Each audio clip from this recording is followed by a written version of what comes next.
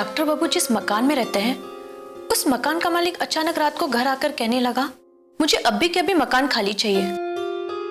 Doctor बाबू ने उससे बहुत विनती की, मगर पता नहीं क्यों उन्हें मकान खाली करवाना है। क्या हुआ? होना क्या है आशा, वही जो तय था। तो क्या हमें ये घर खाली करना पड़ेगा? हाँ। अगर उन दोनों ने एक दूसरे को चिट्ठी लिखकर वहां नहीं बुलाया तो ये शुभ काम किया किसने? आपको क्या लगता है काका?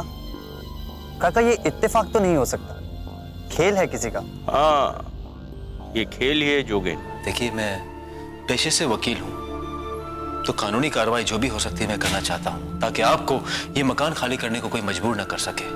आप लोगों ने जब घर लिया था तो उस मकान मालिक ने आप लोगों को ये घर ऐसे ही तो नहीं दे दिया होगा। आप लोगों ने कुछ पेपर्स तो साइन किए होंगे ना? आपका बहुत बहुत धन्यवाद, लेकिन आपसे एक बात कहना चाहूंगी। डॉक्टर बाबू किसी की भी मदद लेने पे यकीन नहीं रखते। मतलब? क्षमा चाहूंगी आपसे, वो मैं आपको नहीं बता सकती। वो आप उन पर ही छोड़ दीजिए, वो खुद ही हल कर लेंगे।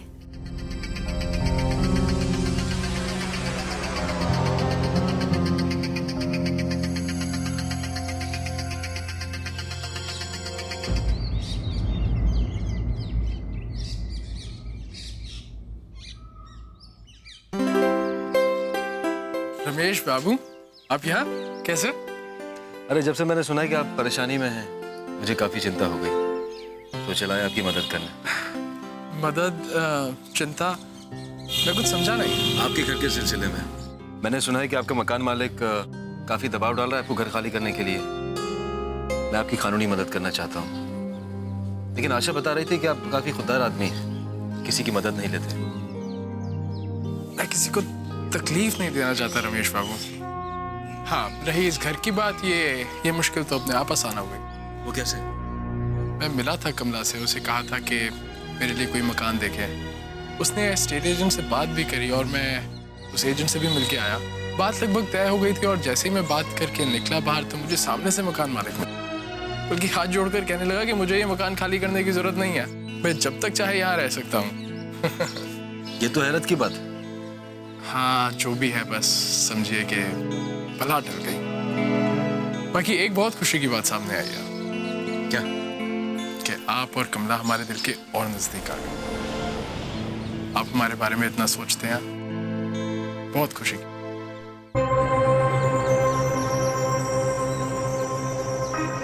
डॉक्टर महेश और रोमेश।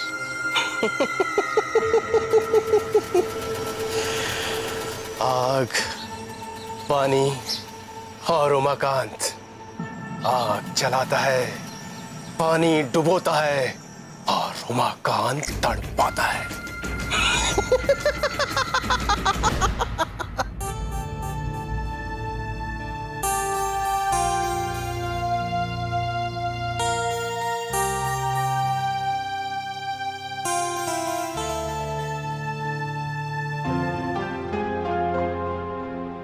कहाँ चले गए थे आप?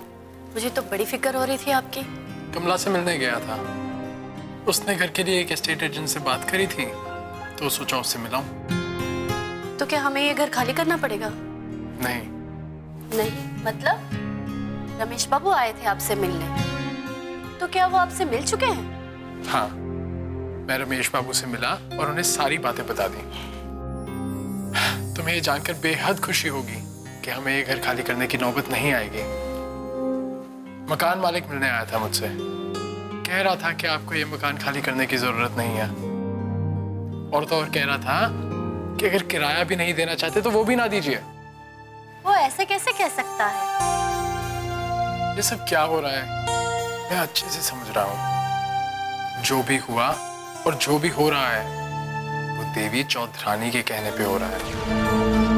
पहले उसने ही मकान मालिक को भेजा कि मैं मकान खाली कर दूं, और बाद में उसी ने कहलवा भेजा कि मुझे मकान खाली करने की जरूरत नहीं। उन्होंने अपना इरादा कैसे बदल दिया? मैं जब देवी चौधरानी से मिलने गया था तो उन्हें बहुत सारी बातें सुना दी थी। शायद ये उसी का नतीजा है। इतना तो जज्बा जागा होगा उनके दिल में कि एक बेटे को इतनी तकलीफ ना दें।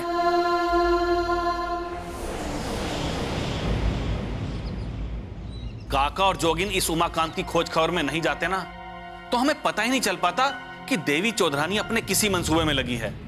और मंसूबा भी क्या, इस बात का पता ही नहीं चल पा रहा आखिर देवी चौधरानी चाहती क्या है। मगर उससे होशियार रहने की जरूरत तो है ना हमें बाबा। बिल्कुल है बेटी, और मेरे जमीर पर इस बात का कोई बोझ नहीं है कि मैंने उसके पति को सजा सुनाई है। उसका यही अंजाम होना था। जो भी हो बाबा, अब मैं देवी चौधरानी से मिलकर ही रहूंगी। आप सर? कैसे हो उमाकांत? आई होप जिंदगी में थोड़ा रिलैक्सेशन आया होगा। सर मैं कुछ समझा नहीं। ये अचानक कभी कभी तुम ऑफिस से चले कहाँ जाते हो? घर ही जाता हूँ सर। घर ही जाते हो या कहीं और जाते हो?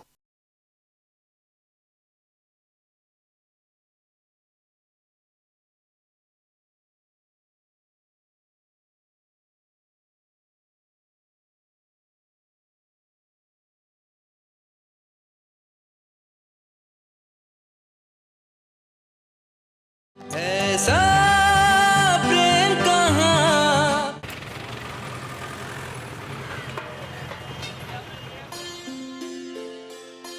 चलो, ये जानकर सुकून मिला कि अब आप लोगों को वो घर खाली नहीं करना पड़ेगा।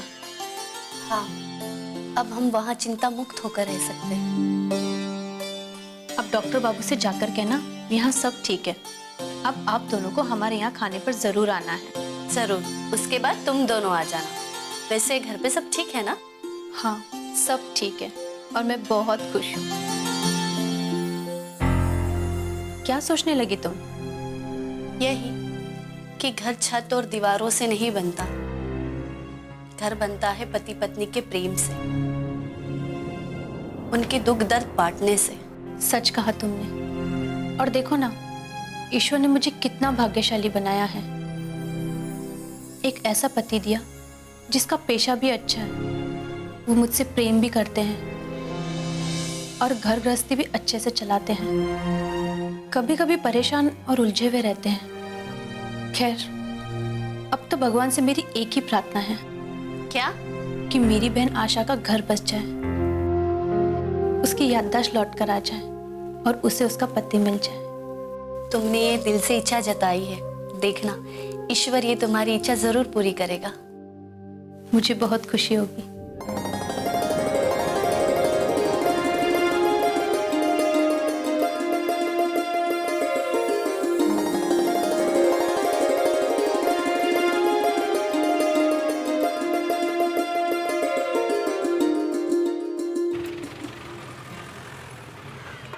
रोमेश और डॉक्टर महेश का मिलना मिलाना कुछ हजम नहीं हो रहा है। ये रोमेश देवी को तो जानता है, लेकिन डॉक्टर महेश को कैसे जानता है? ये सोचने वाली बात है। उमाकांत, ज्यादा सोचने की जरूरत नहीं है। अक्लमंदी इसी में है कि बात की गहराई तक जाया जाए। हो सकता है ऐसा कोई राज हाथ लग जाए जो उमाकांत को माला माल बना दे।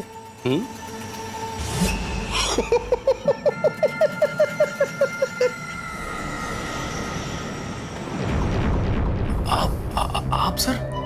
कैसे हो उमाकांत? आई होप जिंदगी में थोड़ा रिलैक्सेशन आया होगा। सर मैं कुछ समझा नहीं। जो तुम्हारी और मेरी बातें हुई थी, मैं उस बारे में बात कर रहा हूँ उमाकांत। ये अचानक कभी कभी तुम ऑफिस से चले कहाँ जाते हो? घर ही जाता हूँ सर। घर ही जाते हो या कहीं और जाते हो? कहीं और कहाँ सर? छोड़ो, समझदार को इशारा ही काफी है। अब तुम कितने समझदार हो ये तो मैं नहीं जानता। एक्चुअली मैं यहां से गुजर रहा था तो सोचा तुमसे मिलता चलो, कुछ बात कर लो। एनीवेज, तुम अपना काम करो। ओके?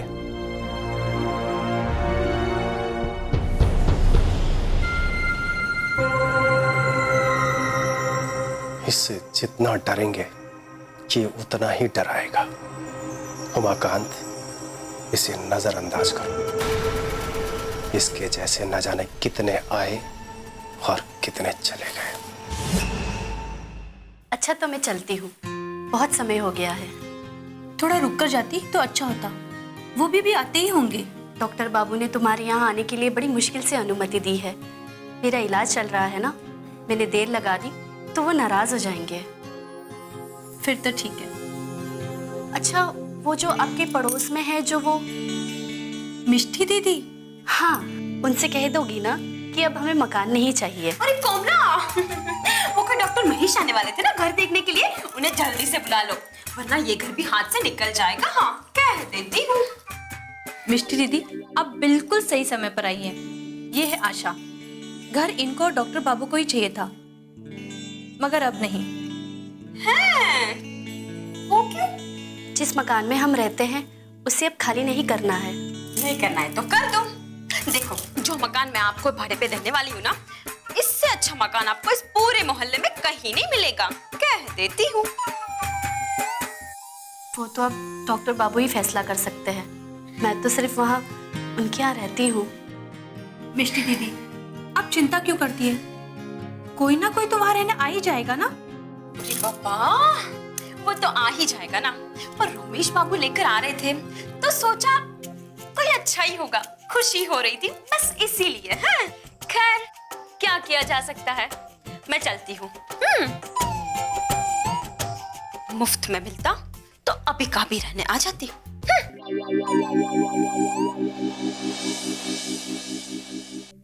मैं जब भी कहीं चलने की बात करती हूँ आप टाल जाते हैं। बात कुछ और है कमला। क्या बात है? कमला, मुझे इस घर से जाना होगा।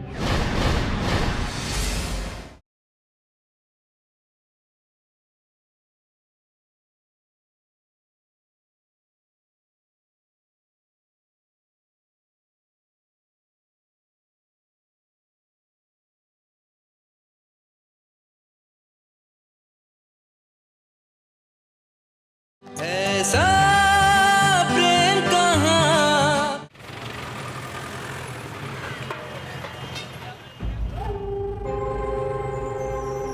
देवी जी, दो खबर लाया हूं, एक अच्छी खबर और एक बुरी खबर। अब आप बताइए, आपको पहले अच्छी खबर सुननी है या बुरी खबर? अच्छी खबर सुनाओ मकान। ऐसा लगता है अच्छी खबर सुने जमाना हो गया है। रोमेश और हेम की मोहब्बत बहुत आगे बढ़ चुकी है देवी जी, और आनंदो बाबू ने तो उन दोनों के ब्याह का मन भी बना लिया है। और हेम ने जबरदस्ती किया रोमेश को कि वो कहीं और ना रहे, वो उन्हीं के घर में उसी कमरे में रहे जहां वो पहले रहता था। अब रोमेश और हेम साथ में रहेंगे तो उनकी मोहब्बत और ज्यादा परवान चढ़ेगी, और ज्यादा। इसका मतलब तीर निशाने पर लगा है, होना भी यही चाहिए था। अब मोहब्बत बढ़ेगी तो आनंदों का विश्वास रमेश पर और बढ़ जाएगा, पहले की तरह। अब तो हमें उस दिन का इंतजार है जिस दिन हेम और रमेश की शादी हो। अरे देवी जी, कोई बड़ी बात नहीं है। अब आप ये समझ लीजिए कि उन दोनों का ब्याह तो हो गया, और सबसे बड़ी बात तो ये कि आप कोई इरादा करें और वो पूरा ना हो, ऐसा हो सकता है भला? शाबाश, हम बहुत खुश हुए तुमसे। अब तुमने हमें समझना शुरू किया है। देवी जी, इस खुशखबरी के बदले अगर कुछ दक्षिणा मिल जाए तो? मिल जाएगी दक्षिणा। पहले बुरी खबर तो सुनाओ।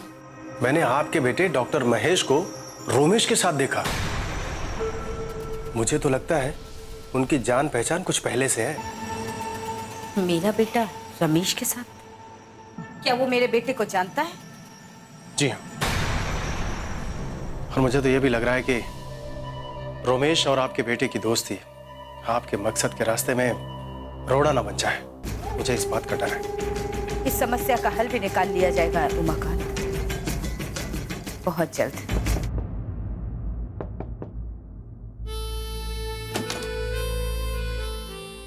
बड़े जल्दी आ गए आप। हाँ, वो काम जल्दी खत्म हो गया इसलिए चला आया। अच्छा किया, मैं भी घर बैठे बैठे परेशान हो जाती हूँ। क्यों ना कहीं बाहर चलें? नहीं कमला, आज नहीं। मैं जब भी कहीं चलने की बात करती हूँ आप टाल जाते हैं। बात कुछ और है कमला। क्या बात है? कमला, मुझे इस घर से जाना होगा। क्या? इस घर से जाना होगा?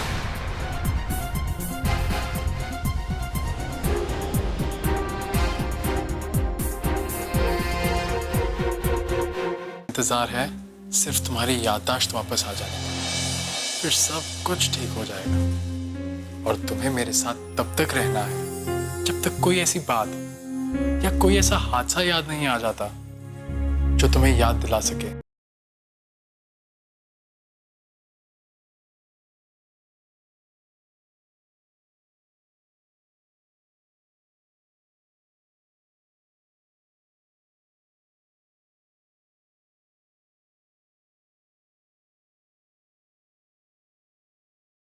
ऐसा प्रेम कहाँ। इस घर से जाना होगा मतलब कहाँ जाना है? यूं ही कुछ जरूरी काम के सिलसिले में जाना होगा। जाना तो है मगर कहाँ जाना है? मुझे शहर के बाहर जाना होगा। काम क्या है और जाना कहाँ है? कमला, क्या मैं अब तुम्हें एक एक बात बताता फिरूं? जाना है तो जाना है। केस के सिलसिले में जाना है। मुझे भी तो अधिकार है ये जानने का कि आप कहाँ जा रहे हैं। देखो कमला, घर की बात अलग होती है, काम काम होता है। वो भी है। क्या मैं आपके साथ चल सकती हूँ? देखो कमला, अगर तुम्हारी वहां जरूरत होती तो मैं जरूर लेकर जाता, मगर काम ही कुछ ऐसा है कि तुम समझ रही हो ना। अब तुम समझने की कोशिश करो। ये तो बताइए जाना कहाँ है? समझ लो, इस शहर से दूर। इस शहर से दूर? मगर लौटेंगे कब तक? ये तो मैं नहीं बता सकता अभी, लेकिन समय लगेगा। समय लगेगा? कमला, तुम चिंता क्यों कर रही हो? मैंने कहा ना, जरूरी काम के सिलसिले में बाहर जाना पड़ता है, वरना मैं तुम्हें छोड़कर क्यों जाता। क्या और भी वकील बाबू काम से बाहर जाते हैं? हाँ, जरूरी काम से सबको बाहर जाना पड़ता है। मुझे कब तक इंतजार करना पड़ेगा अपने पति का? इंतजार तो करना होगा अपने पति के लौटाने का। कब लौटेगा मेरा पति? जल्द ही। विश्वास रखो कमला, बहुत जल्द तुम अपने पति के पास होगी।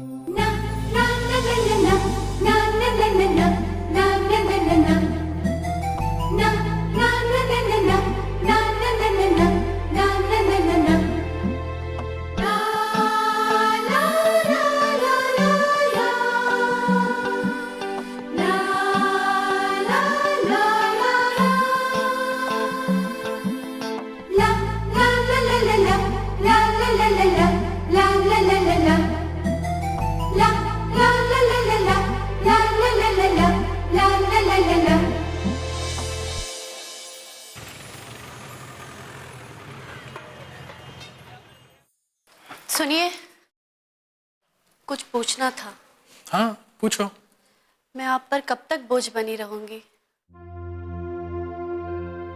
कमाल करती हो आशा, बोझ तो मैं हूं तुम पर। मेरी कुछ ना होते हुए भी मेरे लिए खाना बनाती हो, मेरे लिए चाय बनाती हो, मेरे कपड़ों का पूरा पूरा ख्याल रखती हो, और अगर फिर भी कुछ पूछना चाहती हो तो पूछो। जीवन को कोई तो नई दिशा मिले। हाँ हाँ मिलेगी ना, क्यों नहीं मिलेगी। वैसे इंतजार है सिर्फ तुम्हारी याददाश्त वापस आ जाने का, फिर सब कुछ ठीक हो जाएगा। और तुम्हें मेरे साथ तब तक रहना है जब तक कोई ऐसी बात या कोई ऐसा हादसा याद नहीं आ जाता जो तुम्हें याद दिला सके कि तुम कौन हो। फिर मैं समझूंगा कि मेरी मेहनत सफल हो गई। वैसे मैं खुद भी चाहूंगा कि जितनी जल्दी हो सके मैं तुम्हें तुम्हारे अपनों से मिलवा सकूं, ताकि तूफान की उस जुल्म से लेकर अब तक की ऐसी जिंदगी का खात्मा हो सके। इस आशा की भी माँ दुर्गा से यही आशा है कि वो आपके अच्छे कामों के बदले आपको ढेर सारी खुशियां दे।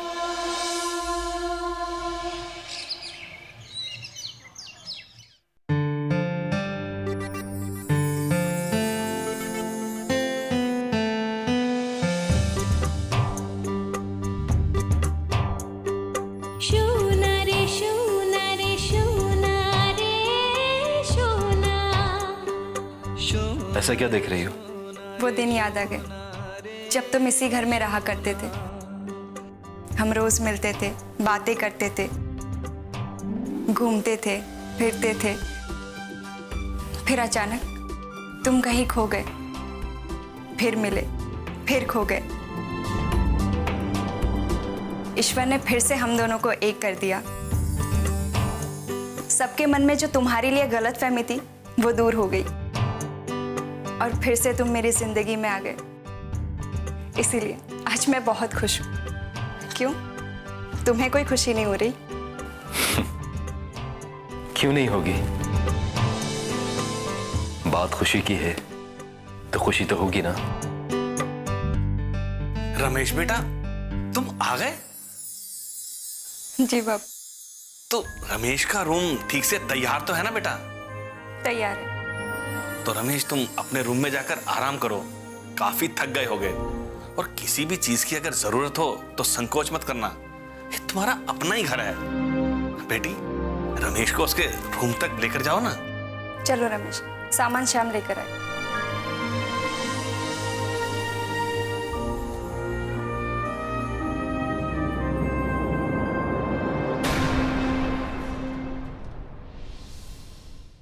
कहाँ हो तुम?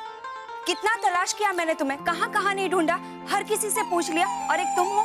आप मुझे ढूंढ रही थी?